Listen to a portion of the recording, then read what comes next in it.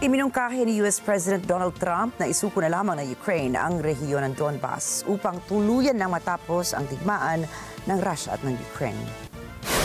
Sa isang pahayag, mariing nilinaw ni Trump na ang kompromisong ito ang umano'y tanging praktikal na solusyon upang maibalik ang kapayapaan sa Europa. Dagdag nitong dapat nang tumigil ang dalawang bansa, umuwi na lamang at itigil na ang putukan. What they should do is just stop at the lines where they are, the battle lines. You have a battle line right now.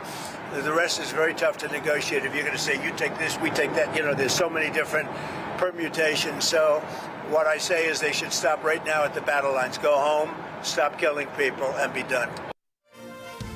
Binatikos naman ng Kyiv ang ideya at iginiit ni Ukrainian President Volodymyr Zelensky na ang pagsuko sa rehiyon ng Donbas ay isang pagtataksil sa libo-libong sundalo at sibilyang nagbuwis buhay upang ipagtanggol ito.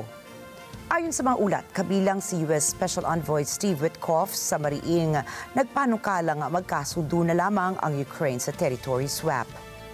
Let it be cut the way it is. It's cut up right now. I think 78% of the land is already taken by Russia. You leave it the way it is right now. They can negotiate something later on down the line.